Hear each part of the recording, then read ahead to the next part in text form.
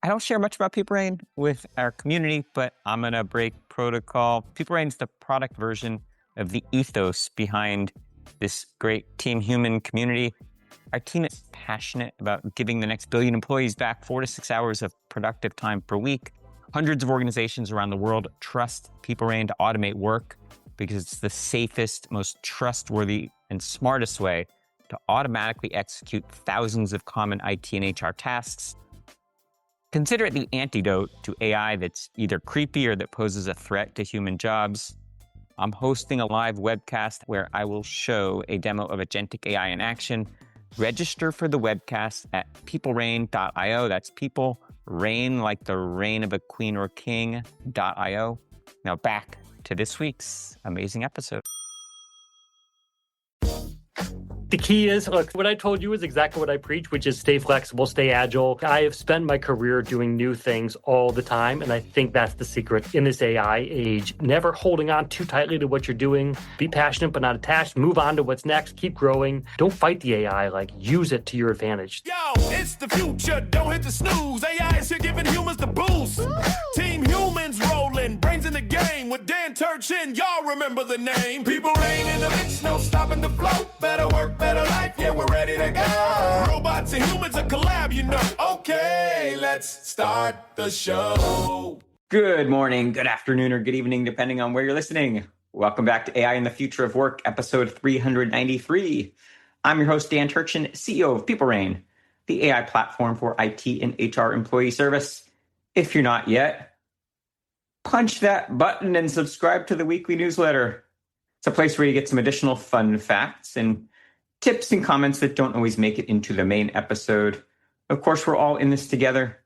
If you enjoy today's episode or any other, you owe it to humanity to share today's link with just one friend or loved one. They'll know that you care about making humans better with AI. If you leave a comment, I just may share it in an upcoming episode like this one from Gerard in Troy, Michigan, whose favorite episode is number 141. With my friend, Dr. J.P. Vasur, former Cisco fellow, current NVIDIA fellow, and holder of 600 patents about the future of AI. That was a fun one. We learn weekly from AI thought leaders, and the added bonus, one AI fun fact here, it is for today. Julia Haas from Google DeepMind, along with co-authors, published a paper in Nature Online titled A Roadmap for Evaluating Moral Competence in Large Language Models. In it, they argue as AI agents are increasingly deployed in sensitive roles like medical advising and companionship, we must understand if LLMs are truly sensitive to moral considerations or merely mimicking patterns found in training data. They identify 3 challenges. 1, the facsimile problem, which is when LLMs produce morally correct answers by memorizing text patterns. 2, moral competence is multidimensional and context sensitive. True competence, they say, requires a model to weigh moral factors against non-moral factors. Evaluations should use parametric controls to ensure models aren't swayed because they're brittle. Number 3, global deployment requires moral pluralism. Unlike humans who are expected to be personally consistent, LLMs represent multiple valid moral perspectives simultaneously. Of course, we will share a link to the full article in the show notes. My commentary on this one is a dense 5,500-word treatise that is important because it rigorously defends why we shouldn't use human adjectives to describe AI, something you hear me talk about frequently. We shouldn't claim it's sentient or seek its counsel as a therapist or life coach. AI only knows what we tell it to know, and AI chatbots, like social media apps, are designed for maximum engagement.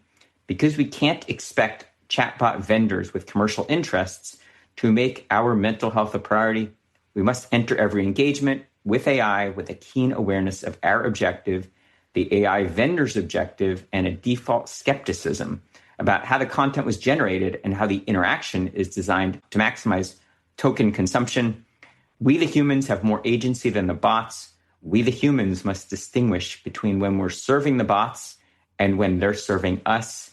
We, the humans, should not be intimidated or threatened by AI because we choose when and how to let it help or harm us. Now, shifting to this week's amazing conversation, Business Insider once dubbed today's guest the most powerful business journalist on the internet. Dan Roth is the editor-in-chief and a vice president at LinkedIn, where he oversees the world's largest professional editorial operation. Since 2011, he's transformed LinkedIn from a networking site into a global media powerhouse. He leads a team of editors who curate news, top professional voices, and original content initiatives like the Influencer Program. He also hosts the popular This Is Working podcast, where he interviews the world's most impactful leaders. Before LinkedIn, he was managing editor of Fortune Digital, where he led the revitalization of the magazine's digital presence. He was also a senior writer at Wired and one of the founding writers for Condé Nast Portfolio. He's one of few journalists who have conducted a joint interview with Bill Gates and Warren Buffett. He once embedded himself as an employee at the Container Store to report on corporate culture and has the dubious distinction of having traveled across the country to profile the business empire of one Donald J. Trump. Dan holds a journalism degree from Northwestern University. Go Wildcats. And without further ado, about the only thing Dan Roth has not done is been on AI in the future of work. We're going to change that today. Dan, welcome to the podcast. I'm done after this. I'm done for my workday and I'm done working. So thank you for finishing it off for me. You just drop the mic after this, right? Right into the sunset. Exactly. That's it. Update my profile and I'm gone. What lessons have you learned at LinkedIn? You've been there since 2011. The world has changed so many times. What have you learned about leadership, company culture, and people in general? Yeah. First, thanks for having me on here. For episode 393, that is a good number to be on. Good lucky number. Love palindromes. So what have I learned? Well, so I should be clear, I came from the traditional media world. A very fun place to work, a very chaotic place to work, not known for its exceptional management skills or investment in people's careers. So coming to LinkedIn was like like being dropped on a new planet and having to learn a totally different way of working. I often get asked the question of how I've stayed at LinkedIn for so long and have like the same amount of excitement, which I do in year 15 as I had in year 1. And it's because I'm constantly learning. This is a learning enterprise. So there's a bunch of things I've learned. I'll pick a few of them. One is the power of working at a company that is a mission-based company, a real mission-centric company. LinkedIn's mission and vision are all about connecting the world's professionals to economic opportunity. It's not just a slogan or something we write on the walls of our offices. Gets brought up in meetings all the time. How does something that you want to launch help some member of the professional world, find some economic opportunity in their life, whatever that means, whether that's like getting a new job or getting a promotion or landing a book deal or starting a new company, it goes on forever. Are we doing things that make it easier for members to be able to have that economic opportunity? And it really guides our product roadmap. And so at the beginning, I had never worked for a mission-driven company before. It didn't occur to me that was a thing. I was pretty skeptical of it, I should say. And when you work for one, it means that you operate in a different way. It means that when you go into meetings, this is a LinkedIn saying, is you assume best intentions. Because if everyone is here to try to serve the mission, then we all might disagree. We work together. We disagree all the time. In meetings, we disagree about what we are prioritizing. We disagree about how certain products should work. We have lots of disagreements. But we never disagree on is this person trying to do something that furthers our mission? That is what drives us. And when you have that, you can assume best intentions. So when I sit in a meeting and we have a disagreement, I know it's not because this person is trying to do something behind my back. It's because they believe something, I believe something else, but we both want the best out of things. That's a good environment to work in. I really like that. And I hire a lot of people to come out of newsrooms. And a lot of the sort of retraining exercise is getting them to move from what in my old world was assume worst intentions to assuming best intentions, and what that looks like. So that's a really big one. Another one is this idea of being passionate. I say this to my team all the time, is be passionate, but unattached. Whatever you're doing, you should have total passion around what you're doing. You should be trying to do it your best. You have to be like, here's what I'm going to do to make this thing happen. But at a tech company, there are constant changes. And so what we think we are going to do for 6 months, we might only do for 3 months. What we think is going to be the next year's plan, we might get data back that says this is a bad plan within a week, and we scrap it. And learning to live in a constantly changing world takes some getting used to. And so you have to be, and the best people here, and if you can coach people through this, it works really well, is go at it your hardest. Like, if it might not work, if it doesn't work, it's not on you. Like, you make mistakes, you will do things here that do not work. That's totally fine. What's not fine is not trying your best. So we start with, what's the strategy? Does everyone understand the strategy? What's our best belief on how to go execute that strategy? What do we expect to happen? And then we do it. And a lot of times what we expect to happen doesn't happen. That's totally fine. And so getting people to say, like, oh, I'm not defined by the project I worked on. I'm defined on how hard I work on things and like how smart I think about this problem it takes getting used to when we hire people to like sort of walk them through that and to make them realize that that is not, it's not BS, that there is no time during the mid-year annual performance cycle where we say, well, they failed to launch X, Y, or Z. It's like, the only thing that you can get dinged for is you didn't think this through well enough, or you didn't try your hardest. But never it didn't work, because a lot of things won't work. You want, and especially in an AI-driven world, you want more and more at-bats. You want to be able to run more experiments more often to be able to learn what works. And if you were running a company in an AI-driven world, you've got to be able to allow people to experiment and to fail and to pick themselves and move on. And I know that's like a Silicon Valley. I've like become fully Silicon Valleyized in the last 15 years. I know this is like a trope of Silicon Valley, but it's true. You have to get you have to have a place that is really comfortable about this idea that failure is not what hurts you. Failure is an expectation. But thinking through problems and understanding what's valuable and what's the strategy, that is a non-negotiable. So those are those are the tips that I would give you. Brilliant. The LinkedIn culture is iconic.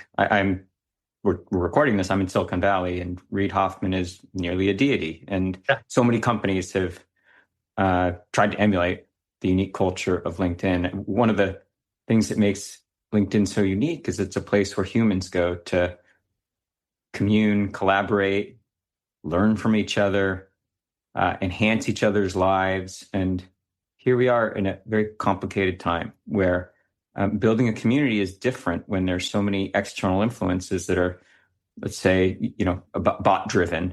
Yeah. How do you think about maintaining the integrity of the LinkedIn community that's so human first, while still knowing that, a lot of what's happening on the platform is influenced by non-humans? Yeah. So we thought a lot about this. We are a platform that is, it's designed for humans. And if you think about what is we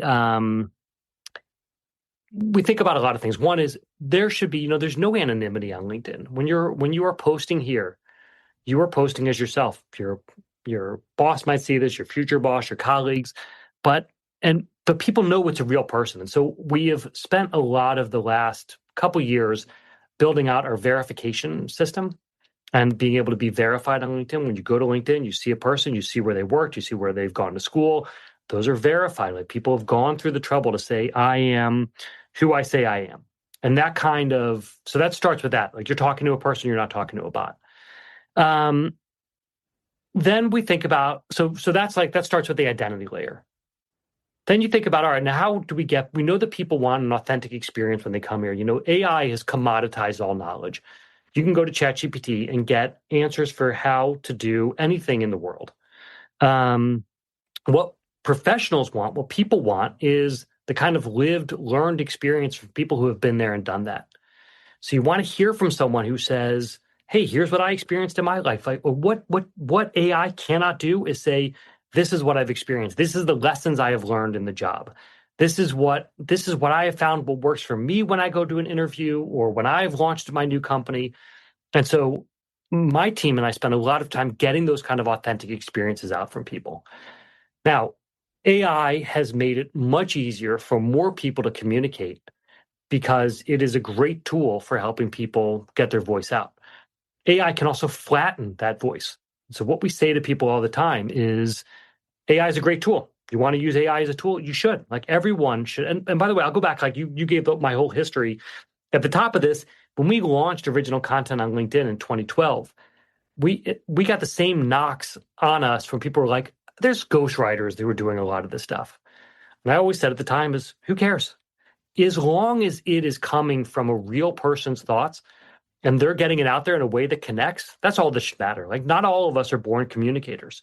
Not all of us have been trained to be communicators. You shouldn't only hear from people who are great communicators. You should want to hear from people who have knowledge that is going to be useful to you. And so we should always be encouraging more people to share the unique knowledge that's trapped in their heads. AI is a great tool for being able to do that. Where AI fails is if it is just if all you're doing is being a stenographer of what ChatGPT spits out and then putting it onto LinkedIn. And what we see in the data is that people like humans are really, they can pick up on, they're not picking up on all AI, but they pick up on a lot of it. They start seeing the tropes. It's not just, this isn't just revolutionary, it's remarkable or whatever. Like you see these same AI tropes over and over again. People recognize it. By the way, they get sick of how humans talk also. So you have to constantly the only thing that you can do is be yourself. Like what we say to people all the time is only you can be you. So you should be you on LinkedIn. Like speak the way that you speak, make mistakes, stumble, admit when you don't know things. That's really important. And we see that kind of content working really well. Now, we don't ding you for using AI at all. Like we don't, again, it's a great tool. But we do say if it's not authentic, we can tell if something's not original. We are, if something has been copy and pasted or like sounds like the same thing that everyone else is saying, that's the sort of thing that won't get distribution. Your network might see it, but it won't get distribution outside of your network.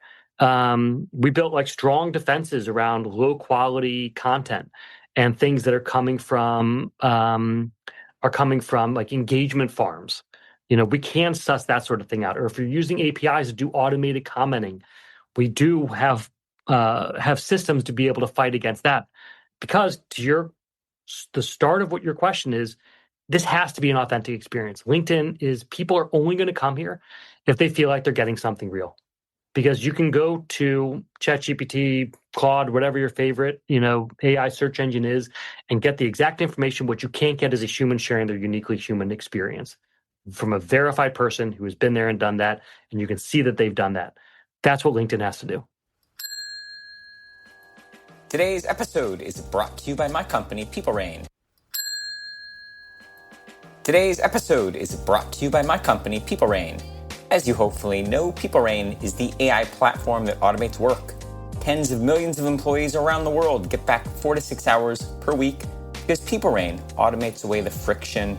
Imagine a world where your teams never have to wait for technology upgrades or to have a human reset their password or get added to a distribution list or get help with payroll, PTO, or benefits. Inbox zero for the help desk, zero friction for employees. That's the future of work. That's PeopleRain. We're offering all members of Team Human, and hey, that's you, our listeners, an exclusive discount on PeopleRain just for being part of this amazing community. Get the discount code at peoplerain.io/podcast. That's PeopleRain, like the reign of a king or queen.io/podcast. Now back to this week's conversation. For him, and building off of what you said, which I think is really important, who cares who authors it? As the community gets to read it, not read it, vote with their eyeballs. Yeah. Tony's also in this tricky position of needing to moderate to be able to, manage the quality of the content. But then he's also a very principled person who doesn't want to be the arbiter of what the community should see. How do you think about where and how to have, let's say, algorithms or bots monitoring bot-driven content? Are you, at what point do you kind of violate trust of the community when you're deciding what does and doesn't get published or promoted? Yeah, I mean, it's a really important question. We don't really stand in the way of people. We have community rules around what you can post on LinkedIn and what you can't. You have to be respectful on here. I mean, you think about like where LinkedIn works best is if it feels like the best place you've ever worked. Like it should be like what you speak about, the way you speak in the office is the way that you should be speaking the way you speak in a well-functioning office, I should say, is the way that you should speak on LinkedIn. And we have community rules about what that means and how you can talk and where that goes into effect. There's a great post that John Patel wrote recently about he got dinged by our trust team recently for something he'd said. He called someone a bad word, and it was a direct attack on somebody, and he got a violation notice from us. And it just said, here's the rules. Like, this is how you can talk on LinkedIn. So that's one. That's like the baseline. Is like, you can't be a total jerk. You can't be a racist. Like, here's the baseline of how you have to act on LinkedIn. After that, it starts getting more complicated. And what our feeling is, if you are speaking to your network, you can do it kind of however you want. If I am following you and you want to post content where you are just marketing your podcast all day long, and I'm choosing to follow you, you should always be able to do that. It might not be for LinkedIn. Our systems might say this isn't high quality content, but it doesn't make a difference for your network. Your network is choosing to follow you for a reason. If you were just posting pictures of your cat all day, we're going to keep showing that to your network. Now, how it gets ranked will be different. We have a ranking algorithm that will decide, all right, Catherine has 30 people, 300 people that she's following or connected to. They're posting every single day. Here's how we rank that stuff. And so there's a ranking algorithm that will decide, but all of it gets published. We never step in and say, you can't publish it. The big question is how do you think about what gets distributed beyond someone's network? And that's where it gets a little bit more complicated. And so that is a place where LinkedIn has said, we believe that the reason why people come here every day is to be able to get the kind of content that will make them better in what they do or what they want to do. And so how do we find posts that are posts, comments, reshares, videos that are achieving that goal? And so what our algorithms are looking for is, does this sound like it's something that is related to the professional world today that will be useful for people outside of this person's network? Now, when I say that, it makes it sound heavy. Like I'm going to do, like you talked about that Google DeepMind paper, like that is one form of sort of knowledge content. But a meme can be another form of it. If it is about what it's like working today, and we're like, oh, this is really great for people who are in a certain area, like we'll show that. So you don't have to think about it as being heavy, homework-driven content. But it does need to be about the work, about what it's like to work today. And so I'll give you an example. Someone is tagged me into a post this morning and was like, you are shadow banning me for putting a link into my post. And I went to go see what post was that he was complaining about. First of all, we don't do that. So I went to go see what the post was. The post was this guy talking about, it was a sales pitch for his company. And, the problem he's running into is that's not the kind of content that his network is going to reshare. We are looking for all of these signals. Do people spend time on this post? Do they reshare this post? Do they comment on it? Do they save it? Do they share it with their network? And all those signals point to this kind of content that is about how to make me work better in my job. It is never about what this company is doing that is selling, how this company is selling their product better. Like that kind of marketing content does not perform well, but it's not us doing that. It's the network saying, hey, I don't really need to hear more of this. So that's how we think about it. It's like it is really focused on this idea of what's the most valuable content for people to be able to do their job better, or the job they want to have. And then at that point, you don't really have to think about we're not in the middle moderating. We just think about distribution, like what can get more distribution, not what gets taken off the platform. That's a better place to be. Now I'm going to put on the cynical hat that I was wearing when I was reading my commentary on the fun fact about the job of an LLM is to generate more tokens, right? Keep you in the platform. And the job of your boss or your boss's boss, Satya Nadella, is to sell ads. I mean, the subscriptions ads, I mean, it's a business. LinkedIn has a lot of interesting paid products. And here's Dan Roth kind of sitting in the middle. You want to create, a community that's adding value and enriching people's lives and supporting their careers. When do you ever feel pressure to, kind of mitigate or not mitigate, but adapt your priorities to Satya's and the shareholders well? So I'm so glad you asked that question. When you are working at a mission-driven company, that is not how you operate.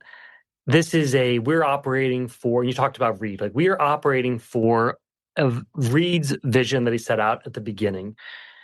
And if you are just doing content that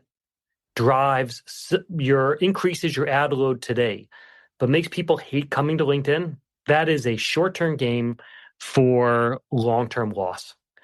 We are lucky enough to not be a site that is wholly dependent on advertising revenue. We have a lot of different product lines. We have a lot of different ways of making money. All of that is based on, is predicated on the idea that we have the world's professionals here, that they are authentic people talking, and that they are coming back all the time. So if you think about like what drives all of our business, our recruiter business, when recruiters come and they pay for the recruiting product, what we are telling recruiters is you're going to be able to find someone who has these skills and are active in their job and the best at what they do and are credible and are authentic. And that depends on us knowing that it's a credible person who's authentic and is here all the time and is updating their profile. So we need people to come back all the time and update their profiles. When an advertiser wants to post an ad, they want to get in front of a decision maker who's buying, SaaS software. They need to be able to see this is someone that's posting about SaaS software. And so this is a person who is actually in a buying function at their company. So you need the profile to be fresh, you need their content to be fresh and interesting, you need them to be clicking on topics that are important to them. And you can kind of go through line of business through line of business. So all of that depends on quality people, or like real people, real verified people who are staying up, who are telling us what they're doing in the world, and who are sharing their insights and are engaging with topics that matter to them. And as long as we have that, the business keeps growing. And we are a 20-plus-year-old business that just has grown at a rate that most 20-year-old businesses, 20-year-plus-old businesses grow. Like we are growing at a faster rate than most businesses of our age. And we're doing that because we have our eyes on the prize. And the eye on the prize is more people connecting to more opportunity all the time. And so you don't have to worry about just driving ad sales this quarter. And that's a really incredible place to be. So that's, and by the way, I've been, when I first joined LinkedIn, like I learned this pretty early on when I did stuff that I would have done in my old world to be able to move the like CTR producing headlines, like inside LinkedIn, they're like, what are you doing? This is like gross. I'm like, but look, it's going to we're going to get the clicks out of it. And my old boss is like, who cares? Like, you're going to drive 100,000 more clicks today, but people are mad at us because they've been tricked into clicking on this, or they feel tricked. It's like, focus on the value. Focus on the value. Everything else pays off. So that's what it looks like inside. I hope the revenue leaders at LinkedIn and Microsoft listen when you share that perspective. Oh, they're the ones who tell us this. This comes from the CEO. So this is not me speaking something and wishing this into the world or fighting about this all the time. This is from the highest level down. Like, we understand this is how you run LinkedIn. I have this idea for the marketing team. This should be the new tagline: LinkedIn, not BuzzFeed. What do you think? Should we test market that one? Out of that. That'd be the worst tagline ever.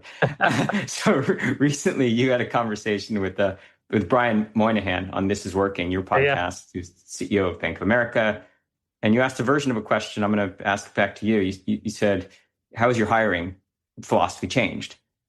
Since he's been in the seat a lot of years. And he said, I look for people who run to the fire.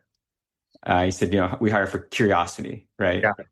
I thought that was interesting. And here, you're talking to, large audience of people who use LinkedIn daily, hourly, every minute to, enhance their careers, maybe get a job, maybe hire someone. Given what Brian Moynihan hires for, what's your advice to people looking to kind of be pros in an age of, a bunch of AI slop content, but they want to be the best versions of themselves and, get maximum benefit out of LinkedIn. So you're asking, is the question, how do you hire or how do you get hired? What's your advice to people who are looking to use LinkedIn to help their careers? Yeah, got it. What should they do? First of all, you should be posting and commenting. So that's that. I got to say that. We put out this list every year that I love called Skills on the Rise. I would highly recommend spending some time in that list. There are a number of these lists. We do the list by function. We do an overall list. We do the list by functions. We have the ability to see, because of our, over 1 billion members, who is getting jobs and what jobs look like. And we can tease out of that the skills that are in demand, that are rising, that employers want and need in their companies. And the skills that are required to be able to, the skills that you as an employee are going to have to change your skill set more often in these next 5 years than you've ever had to. And so staying on top of what skills matter is essential. And so I would spend a lot of time on this list. I would look at it and then I would make sure that you're talking about if you've got these skills. If you don't have these skills, I would get the skills. If you have the skills, I'd be talking about those skills. So I'll give you some examples. Like if we look at our overall skills on the Rise list, the top skills are all around AI literacy. So they kind of like the AI skills come into sort of two buckets. One is the idea of putting AI into what is technical AI skills, being able to put AI into a company or to work for one of the frontier firms and to be able to like build large language models. So those are great. Those are highly specialized roles. The next one is a set of skills around helping companies become more AI first. So this is like AI for business, AI for design, data governance. Those are all roles. This is all still this is a new industry. These are a new set of skills. It is not too late to learn those skills. So to be curious, go out and try to get those skills. And then, and one of the things I would say is like, if this feels like an area of passion for you, I would spend a lot of time learning from people who have these skills and then starting to talk about it yourself. So I just interviewed the latest this is working is with Bill Gurley, the legendary VC, and the new book out. And he talks about this idea of the best careers are built on passion because you have to constantly be learning. You have to constantly be adding more skills to your life. And you're only going to do that if you have a passion for your subject. So look at those skills in demand, figure out where your passion is, and then invest heavily. Ask the questions, follow the people that are talking about this, start talking about it yourself, leave comments, have a notebook where you're writing down what other people are saying, save this sort of stuff. All right. So this, as I mentioned, the first set of skills are all AI focused. The second set of skills in demand are all much more human focused. So we're seeing companies saying we need people who can help companies sort of get through this AI curve. So they're looking for things like the skills that we see are storytellers. We've seen a doubling in the number of jobs in the last year saying they're looking for storytellers, mentorship, career development, those skills. Like companies want people that can help raise the bar for their employees and help employees gain the new skills that are required to be able to sort of survive this next era. And then things like being able to just do public speaking, being able to be great at presentations. It's a lot of this is around make sure the teams are agile, staying aligned, and working well together. So try to gain, if you have a passion in those areas, gain the skills, talk about it, leave comments, follow the right people, just really invest in that. And I would just if I were out looking for a job today, first thing I would do is think about not what my job is, but what the skills are that go into my job. And then that's how I would pursue my career. Because you might not get the same title again. You might not work in the same industry. But what you do want to be able to do is really do something around the skills, is be able to practice the skills that you're great at. And to really put those into, be able to use them with the biggest impact you can at any future company. So that's what I would say. Like, know skills, think about your own job in terms of skills, get the skills, interact with people who have those skills, and then be a talker yourself on those areas. what I love about that second list of skills in demand is that it's consistent with the skills that I believe have always been in demand. But AI has forced this conversation on us about what are innately human skills.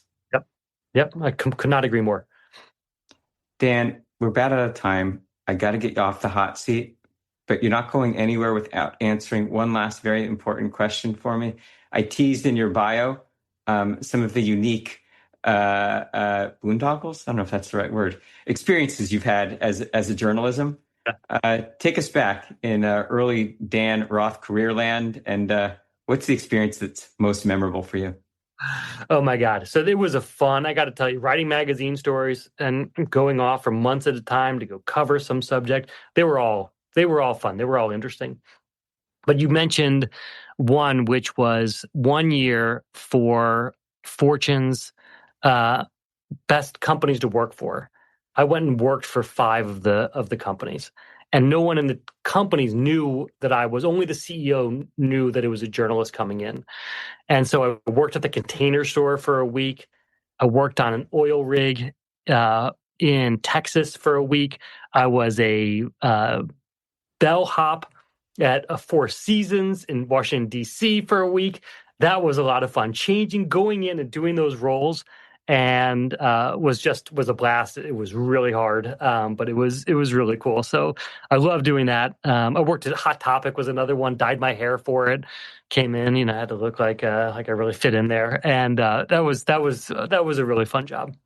Suffice it to say, the bots will never replace Dan Roth the human. I don't know. They're getting pretty good. But no, like the key is, look, what I told you is exactly what I preach, which is stay flexible, stay agile. Like I have spent my career doing new things all the time. And I think that's the secret to really having a good career in this AI age is just being flexible and just seeing like what's next, never holding on too tightly to what you're doing. Be passionate, but not attached, move on to what's next, keep growing. Like that's how you survive it. And don't fight the AI, like use it to your advantage. That is, I think is going to be critical. Brilliant. And the bots will never dye their hair and work in Hot Topic for a week. Exactly. Dan, this has been a lot of fun. Where can the audience find the Skills in Demand content? Skills on the Rise. And if you just search on LinkedIn, Skills on the Rise, it should pop right up at the top. Dan, thanks for hanging out. It's been such a pleasure. Come back again, right? Will do. Take care. That is all the time we have for this week on AI and the future of work. As always, I'm your host, Dan Turchin from People Rain. And of course, we're back next week with another fascinating guest. Yo, it's the end of the show. Time to power it down. AI's the sense, but humans wear the crown. Team Human in the house, got the vibe so clever. Dan Turchin from People Rain, making us better. We learned about AI for humans. We're ready to conquer the future. That's all for now. See you next time.